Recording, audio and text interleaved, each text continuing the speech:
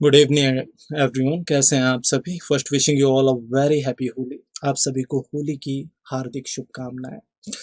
आज हम डिस्कस करने जा रहे हैं SSC MTS CHSL special mock paper. ठीक है, तो आज का ये सेशन प्रीमियर सेशन है और आपको बिल्कुल टिक के बैटिंग करनी है, स्टेप बाय स्टेप चीज़ों को जानना है, हर क्वेश्चन का आंसर देना है। ठीक है, अब मैंने बताया सेशन प्रीमियर है, तो very good evening to all of you. ठीक है, ये मत कहना सर नीम क्यों नहीं ले रहे। ठीक है, मैं आपके साथ ही हूँ कमेंट बॉक्स में, डोंट वरी, आप अपने आंसर करते रहिए। ठीक है, जो भी डाउट्स हैं आप क्लियर करते रहिए। उन चीज़ों को स्क्रीनशॉट लेके मेरे पास टेलीग्राम ग्रुप पे भी भेज सकते हैं, आस्क कर सकते हैं मुझसे डायरेक्ट, मैं आपको यहीं पे क्लियर करता रहूँगा चैट बॉक्स में। ठीक है, सो शुरू करते हैं फर्स्ट क्वेश्चन के साथ। बिल्कुल टिक के चीज़ों को करना। आज के जो क्वेश्चंस हैं काफ़ी प्यारे हैं, वही क्वेश्चंस हैं जो एमटीएस और सीएचएसएल में आए हुए हैं या आने के लिए काफ़ी एक्सपेक्टेड हैं, आने के ज़्यादा chances. So the very first one is who who dash your friend and well wisher should have been informed about your decision। फटाफट देखिए और पिक करिए आंसर फर्स्ट क्वेश्चन के लिए। Your time starts now. Timer का sound बंद कर देते हैं।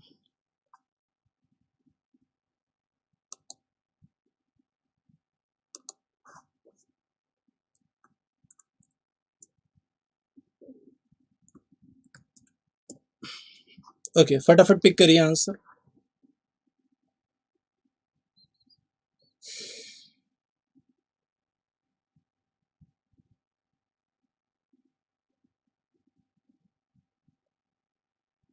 ओके, अब एक सिंपल सी चीज समझेंगे। I who dash your friend and well wisher, मैं जो तुम्हारा फ्रेंड और वेल विशर हूं, should have been informed about your decision. अब यहाँ पे एक प्रैक्टिकल सी बात समझिएगा इस चीज को कि आई के बाद हु आया, रिलेटिव प्रोनाउन आया, मतलब आई के अकॉर्डिंग हम हेल्पिंग वर्ब का यूज करेंगे। वेरी गुड एवरीवन, आंसर क्या जाएगा हमारा? Second part. Maximum aspirants I hope correct answer दे रहे हैं पूरी तरह से। रीजन क्या है, हमें पता है हु के बाद आई के अकॉर्डिंग वर्ब का यूज करेंगे, मतलब एम का यूज करेंगे, तब स्टेटमेंट करेक्ट होगा। I who am your friend and well wisher should have been informed about your decision, कुछ ऐसा स्टेटमेंट हमारा जाएगा। बिल्कुल second part is the correct answer. अगर आप सेकेंड पार्ट पिक कर रहे हैं तो नो डाउट आपका आंसर पूरी तरह से correct. Next one, keep away from bad company dash you should regret later, मतलब बुरी लोगों से दूर रहो, dash you should regret later, नहीं तो आप बाद में रिग्रेट करेंगे, कुछ ऐसा। फटाफट देखिए और पिक करिए अपना answer. Your time starts now.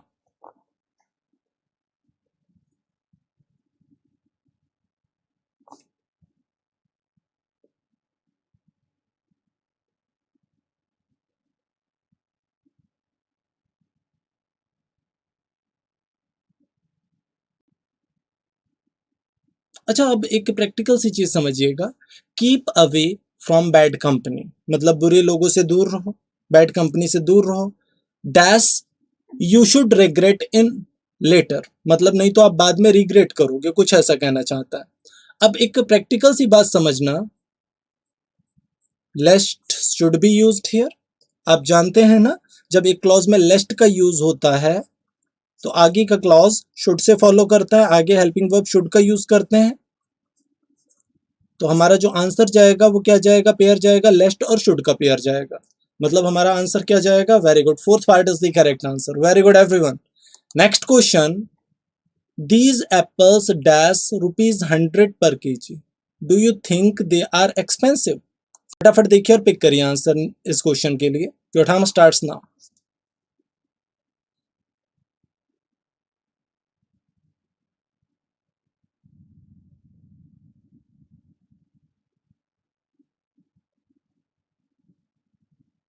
Very good everyone. अच्छा, these apples dash ₹100 per KG, dash मतलब क्या? Cost, is costing, has cost, costs, क्या होना चाहिए आंसर? ओके, देखो कॉस्ट्स नहीं होगा क्योंकि दीज एप्पल्स प्लूरल यूनिट को डिनोट कर दिया यहाँ पे। ठीक है, cost is the correct answer. These apples cost ₹100 per KG. मतलब इन एप्पल्स की कॉस्ट क्या है? ₹100 per KG. Do you think they are expensive? क्या तुम्हें ऐसा लगता है कि वो एक्सपेंसिव है? तो जितने भी सिंगुलर वर्ब हैं, चाहे वो इज कॉस्टिंग हो, चाहे वो हैज कॉस्ट हो, वो वैसे ही एलिमिनेट हो गए. अब एक चीज समझना, ज्यादातर एस्पिरेंट्स के दिमाग में होगा सर एप्पल तो अनकाउंटेबल है. भाई एक चीज समझो, अगर मैं नंबर को डिनोट करूं तो वो काउंटेबल बन जाएगा ना. अगर मैं 2 apples, 3 apples, these apples, those apples, अब ऐसे मैं किसी भी नाउन के पहले यूज करूं जिसे हम काउंट कर सकते हो, तो वो काउंटेबल यूनिट है ना. यस और नो? सिंपल सी चीज है. तो दीज के बाद एप्पल्स लिखा है, जिसके आगे भी एस लग गया, वो अनकाउंटेबल कैसे हो सकता है? ठीक है, बिल्कुल first part is the correct answer. अगर आप फर्स्ट पार्ट पिक कर रहे हैं तो नो डाउट आपका आंसर पूरी तरह से करेक्ट जा रहा है. नेक्स्ट क्वेश्चन फटाफट देखिए. Please sign these documents dash ink so that then they can be preserved. Please sign these documents dash ink so that they can be preserved. Your time starts now.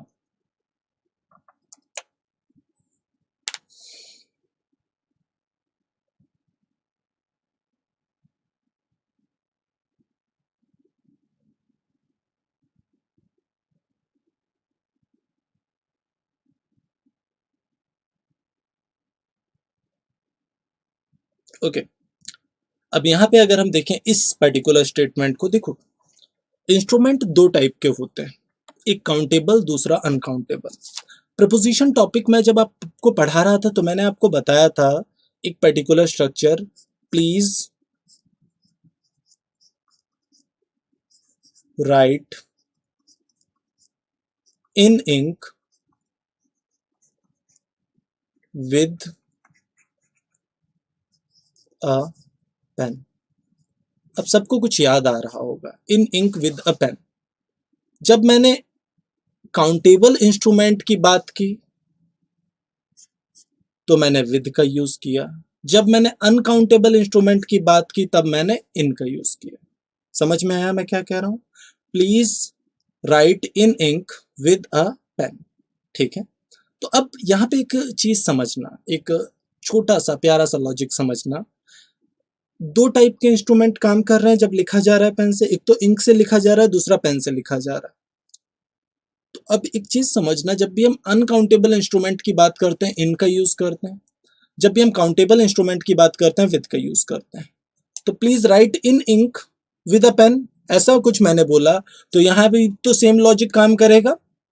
Ink से लिखने की बात होगी, मतलब uncountable instrument है ink, तो यहां पे मुझे क्या यूज करना पड़ेगा? इन का यूज करना पड़ेगा. Please sign these documents in ink so that they can be preserved. ठीक है. सो आपका जो आंसर जाएगा वो क्या जाएगा? आपका जो आंसर जाएगा दैट इज सेकेंड पार्ट. समझ गए सभी क्या कहना चाहता हूं? यस और नो? सबको क्लियर हुआ? एक बार बता देंगे सबको क्लियर हुआ? अगर अगर मेरा काउंटेबल इंस्ट्रूमेंट होगा तो विद, और अगर अनकाउंटेबल इंस्ट्रूमेंट कुछ भी है तो इन. ठीक है. Next one, next question, fifth filler है आपके सामने. फटाफट देखिए इस फिलर के लिए क्या हो सकता है हमारा answer. And your time starts now.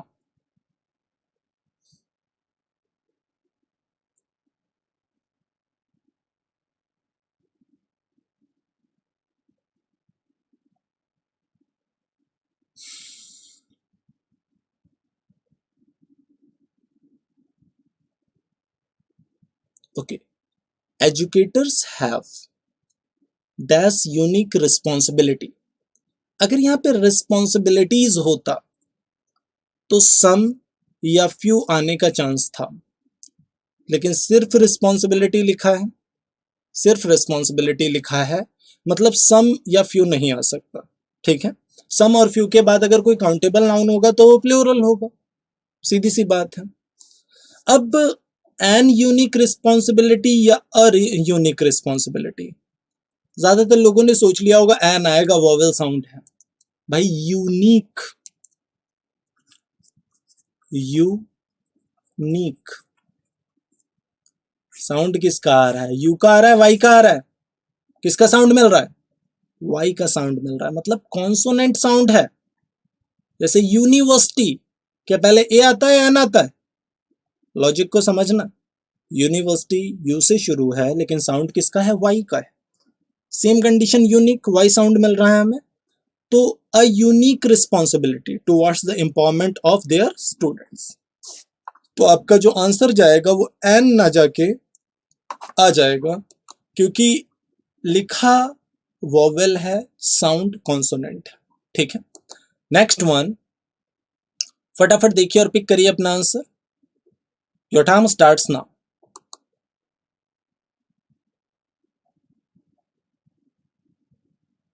ये थोड़ा सा टफ है। वेरी गुड एवरीवन, फटाफट पिक करिए answer.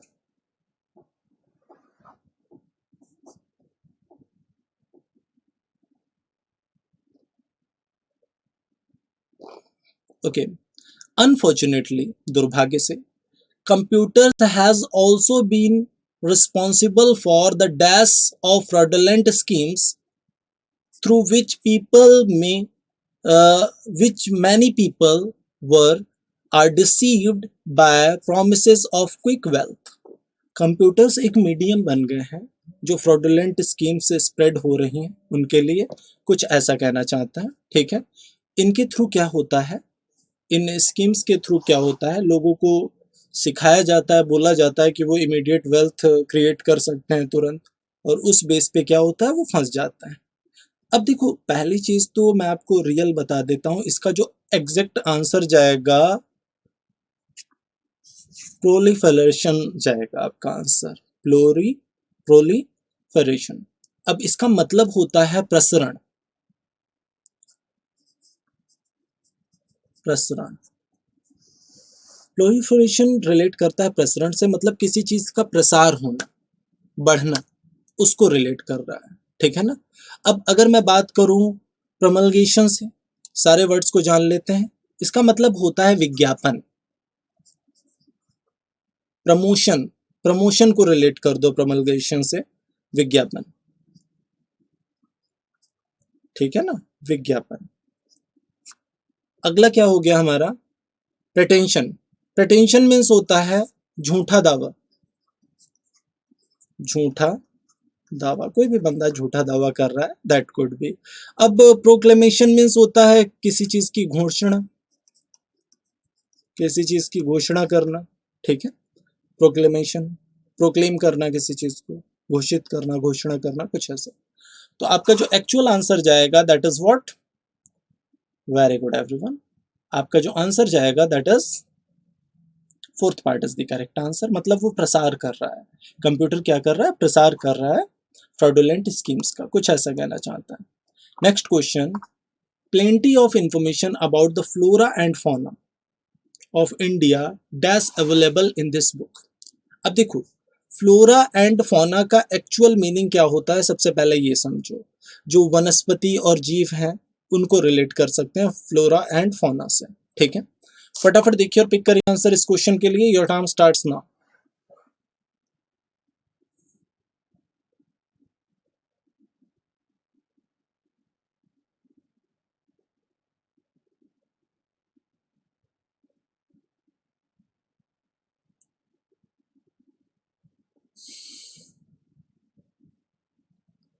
Plenty of information about the flora and fauna of India is available in this book। बहुत सारी इंफॉर्मेशन जीव जंतु और वनस्पति के बारे में अवेलेबल है, किसमें, इस बुक में, कुछ ऐसा कहना चाहता है। ठीक है, तो मतलब इजी आएगा ना, एक प्रैक्टिकल सी बात है। प्लेंटी ऑफ सिंगुलर यूनिट को डिनोट कर रहा है कहीं ना कहीं, और प्लेंटी ऑफ इंफॉर्मेशन की बात कर रहा है ना, तो एक्चुअल में फ्लोरा एंड फौना आपका एक्चुअल सब्जेक्ट नहीं है, बल्कि प्लेंटी ऑफ इंफॉर्मेशन सब्जेक्ट। ठीक है, तो आपका जो एक्चुअल आंसर जाएगा दैट इज। अब has available, are available, were available तो होगा नहीं। वेरी गुड एवरीवन, सभी का आंसर क्या जा रहा है, third part. Flora and fauna का मैंने हिंदी मीनिंग भी आपको दे दिया है, वनस्पति और जीव को रिलेट कर सकता है फ्लोरा एंड फौना।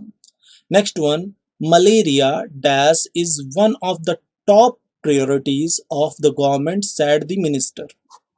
फटाफट देखिए और पिक करिए अपना answer. Your time starts now. Malaria का डैश करना one of the top priorities है, गवर्नमेंट की जो one of the top priorities है उसमें से एक है, मिनिस्टर ने ऐसा कहा। फटाफट पिक करो आंसर।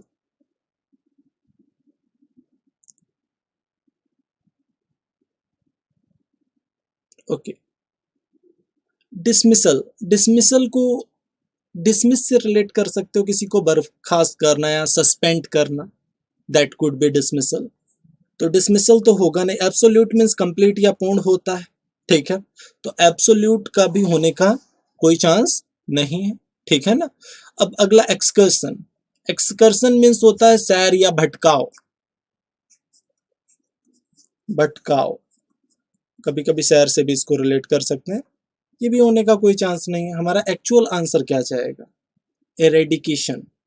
एरेडिकेशन मतलब इरेडिकेट करना, नष्ट करना किसी चीज को, दैट इज एरेडिकेशन, ठीक है।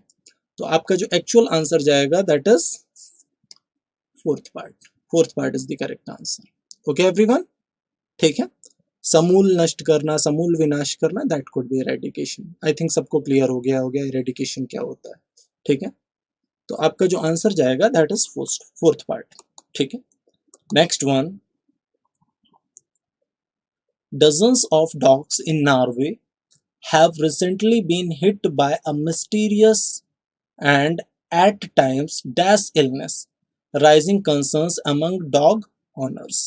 फटाफट देखिए और पिक करिए अपना answer. Your time starts now.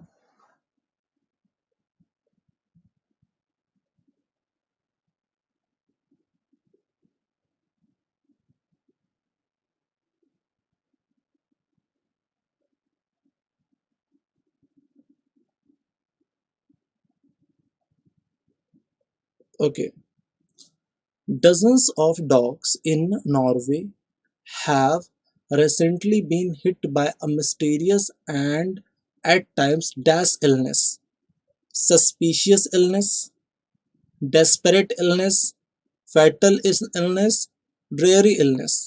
देखो, बीमारी के लिए सबसे अच्छा वर्ड है फैटल, और फैटल मीन्स होता है घातक, घातक समझ रहे हैं ना, डेंजरस जो इलनेस है, बीमारी है, उसको रिलेट करेंगे, ठीक है। तो आपका जो एक्चुअल आंसर जाएगा यहां से इस चीज के लिए that is fatal. Fatal should be the correct choice, ठीक है, फैटल इलनेस, ठीक है। अब आगे हम बात करें बाकी वर्ड्स की। डेस्परेट का मतलब तो निराश होता है, सस्पिशियस मतलब संदेहपूर्ण, जिसमें संदेह की कंडीशन हो, दैट कुड बी सस्पिशियस, ठीक है। अगला अगर मैं बात करूं ड्रेरी की, ड्रेरी डेस्परेट से ही रिलेट कर जाएगा, निराशाजनक, दैट इज ड्रेरी, ठीक है। तो होपलेसनेस से रिलेट कर सकते हैं आप, निराशाजनक से। तो आपका जो एक्चुअल आंसर जाएगा दैट इज फैटल, मतलब बहुत सारे डॉग्स नॉर्वे में वो मर रहे हैं एक रहस्यमयी और घातक बीमारी से, ठीक है। इससे क्या है, प्रॉब्लम्स बढ़ रही हैं, डॉग ऑनर्स जो हैं उनके दिमाग में प्रॉब्लम्स बढ़ रही हैं या फिर उनके लिए प्रॉब्लम्स क्रिएट हो रही हैं, कुछ ऐसा। Next one, idioms and phrases asked in previous year exams। अब हम बात करने जा रहे हैं idioms and phrases पे, वो idioms and phrases जो previous year exams में आपके आए हुए हैं, उस टाइप के idioms and phrases पे बात करेंगे। फटाफट देखेंगे और पिक करेंगे अपना आंसर। फर्स्ट क्वेश्चन है ऑल ईयर्स। ऑल ईयर्स का आपको क्या चाहिए, मीनिंग चाहिए। फटाफट देखिए और पिक करिए अपना answer. Your time starts now.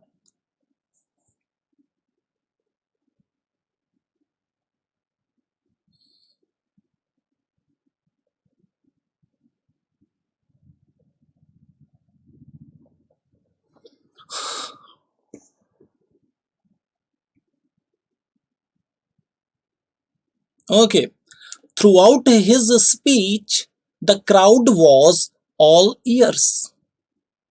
अच्छा, उसकी पूरी स्पीच के दौरान जो क्राउड थी, जो भीड़ थी वहां की, वो क्या थी, ऑल ईयर्स थी। मतलब क्या, वेरी अटेंटिव, बहुत ही ध्यान से सुन रहे थे, टॉकिंग लाउडली, तेजी से बात कर रहे थे, कवरिंग देयर ईयर्स, अपने कानों को बंद कर रहे थे, making a lot of noise. तो ऑल ईयर्स का मतलब होता है वेरी अटेंटिव, सबसे पहले ये समझ लो। ऑल ईयर्स मतलब सब बहुत ही ध्यान से उसकी पूरी स्पीच में उसकी बातों को सुन रहे हैं, दैट इज ऑल ईयर्स। ठीक है। टॉकिंग लाउडली मतलब बहुत ही लाउडली तेजी से बात करना, कोई चांस नहीं है इसका। कवरिंग देयर ईयर्स, अपने ईयर्स को कवर कर रहे थे, इसका भी कोई चांस नहीं है। Making a lot of noise, बहुत ही ज़्यादा नॉइस मेक कर रहे थे, इसका भी कोई चांस नहीं है। तो आपका जो एक्चुअल आंसर जाएगा that is first part. Clear हो रहा है सबको? आपका जो एक्चुअल आंसर जाएगा that is first part. Of course first part is the correct answer. ठीक है। नेक्स्ट क्वेश्चन की ओर बढ़ते हैं और देखते हैं अगला क्वेश्चन आखिर हमसे क्या कहना चाहता है। वेरी गुड एवरीवन, सबका सिक्सर लग रहा है, very good. The man heaved a sigh of relief when he was sure he was out of woods. Out of woods का आपको मीनिंग चाहिए। Your time starts now.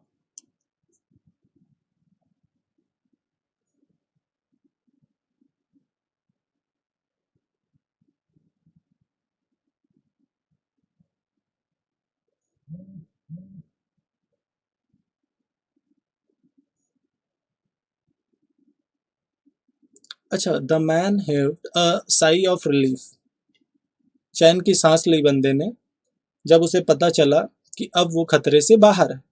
Out of woods मतलब क्या हुआ? वुड्स फॉरेस्ट को relate करता है या नहीं? तो आउट ऑफ वुड्स मतलब जंगल के बाहर, फॉरेस्ट के बाहर, मतलब क्या? Out of danger.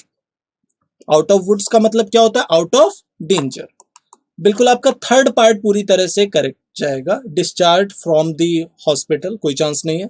Released from prison, कोई चांस नहीं है।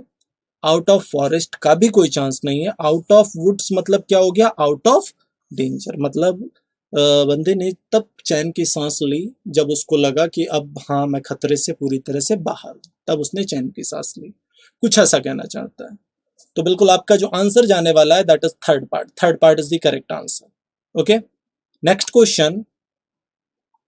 His success at such a young age speaks volumes for his talent. फटाफट देखिए और पिक करिए answer. Your time starts now.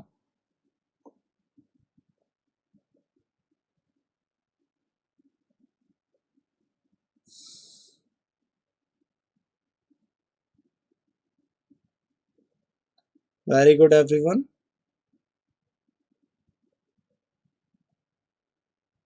Okay. His success at such a young age speaks volumes for his talent. Gives enough proof. Boasts a lot, मतलब शेखी मारना। Publicly announces. Showers praise. क्या होना चाहिए? Speaks volumes का actual meaning क्या होता है? मतलब उसकी इतनी छोटी एज पे जो सक्सेस है वो क्या है? वो अपने आप में पर्याप्त प्रूफ देती है किस चीज का? उसके टैलेंट का। ठीक है। तो अब आपका जो एक्चुअल आंसर जाएगा यहां say that is first part. First part is the correct answer. Gives enough proof. Gives enough proof is the correct answer. मतलब फर्स्ट स्ट्रक्चर पूरी तरह से करेक्ट है आपका। ठीक है। सो बोस्ट्स अलॉट। बोस्ट्स अलॉट मतलब क्या? शेखी मारना, बोस्टिंग करना, that could be. Publicly announces, publicly announce करना किसी चीज को। ठीक है ना। ये भी कोई चांस नहीं है। शॉवर्स प्रेज, बहुत सारी प्रशंसा होना, तारीफ होना। तो फिर स्पीक्स वॉल्यूम्स का मतलब क्या होता है? Gives enough proof. जब कोई चीज किसी चीज का एनफ प्रूफ देती है उसको हम रिलेट करते हैं स्पीक्स वॉल्यूम्स से। ठीक है। Next one. Error detection asked in previous year exam. अब हम एरर डिटेक्शन के उन क्वेश्चंस पे बात करने जा रहे हैं जो आपके प्रीवियस ईयर एग्जाम्स में आए हुए हैं। सो फर्स्ट क्वेश्चन आपके सामने है, फटाफट देखिए और पिक करिए अपना answer and your time starts now.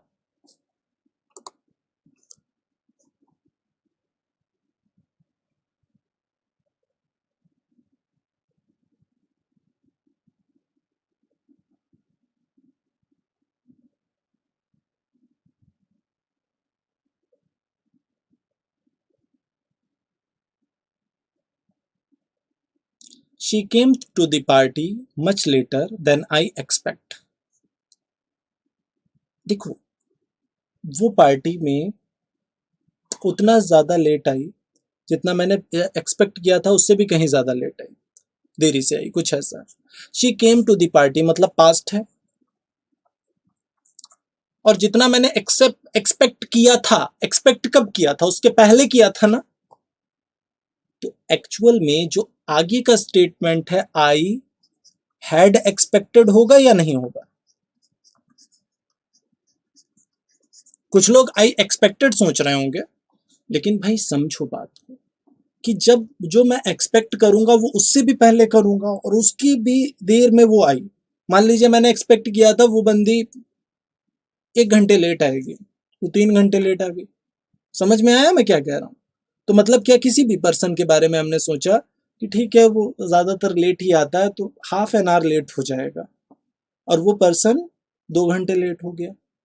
तो मतलब आप अब किसी को क्या बता रहे हैं कि वो बंदा जितना मैंने एक्सपेक्ट किया था उससे भी काफी देर में आया, कुछ ऐसा आया था। तो बात आप पास्ट की ही कर रहे हैं, और जो आप रिलेट कर रहे हैं ना उससे भी पहले की बात, वो पास्ट परफेक्ट है। समझ में आया? तो आपका जो एक्चुअल आंसर बिल्कुल सही पार्ट आंसर पिक कर रहा है, fourth part is the correct answer. Logic पकड़ पा रहे हैं क्या कहना चाहता हूं? यस और no? Very good. Next question, I want you to pick up the box of eggs gently and kept it in the corner carefully. फटाफट देखिए और पिक करिए आंसर इस क्वेश्चन के लिए। Your time starts now.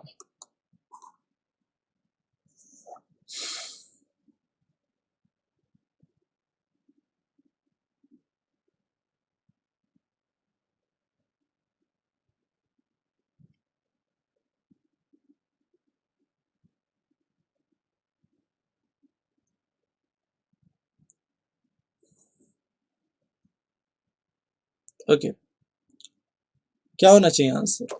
देखो, I want you, मैं चाहता हूं, to pick up the box of eggs gently, मैं चाहता हूं कि तुम इस बॉक्स को जेंटली अच्छे से उठाओ, and kept it in the corner carefully. Kept होगा कीप होगा, जरा बताओ मुझे। कीप प्रेजेंट फॉर्म है, वर्ब का फर्स्ट फॉर्म है, केप्ट तो पास्ट फॉर्म चला जाएगा ना। ऐसा तो है नहीं कि उठाओगे जेंटली प्रेजेंट में और रखोगे पास्ट में। How is it possible? नहीं ना। तो दोनों स्ट्रक्चर हमें पता चल रहा है कि अगर एक प्रेजेंट है तो दूसरा भी प्रेजेंट ही होगा। सिंपल सी चीज है। तो हमारा जो आंसर जाएगा that is third part. Very good, third part is the correct answer. अगर आप थर्ड पार्ट पिक कर रहे हैं तो नो डाउट आपका आंसर करेक्ट है। Next question, the victim tried to tell us what has happened but his words were not audible. मतलब victim ने ट्राई किया हमें बताने के लिए कि क्या हुआ था, लेकिन उसके वर्ड्स ऑडिबल नहीं थे। फटाफट देखिए और पिक करिए आंसर इस क्वेश्चन के लिए। Your time starts now.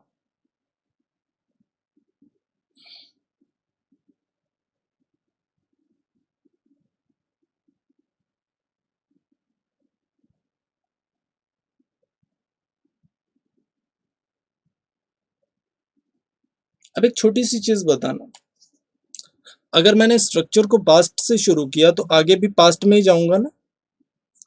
What has happened होगा या वॉट हैड हैपेंड होगा? बताओ। What has happened, what had happened, past to past जाएंगे हम, यस और नो? आंसर क्या जाएगा? आंसर क्या जाएगा बताओ जल्दी से। Second part is the correct answer, of course second part is the correct answer. Very good everyone. इसी के साथ आज का ये सेशन होता है यहीं पे समाप्त। अगर सेशन में मजा आया तो लाइक करिए, कमेंट करिए, अपने एक्सपीरियंस को जरूर शेयर करिए। शेयर करना बिल्कुल मत भूलिए। चैनल पे नए हैं तो सब्सक्राइब करिए भाई। मिलते हैं आपसे नेक्स्ट धमाकेदार से सेशन में कुछ और नए कॉन्सेप्ट्स के साथ। मॉक पेपर 2 में मुलाकात होगी आपसे। So once again wishing you all a very happy Holi. Thank you everyone.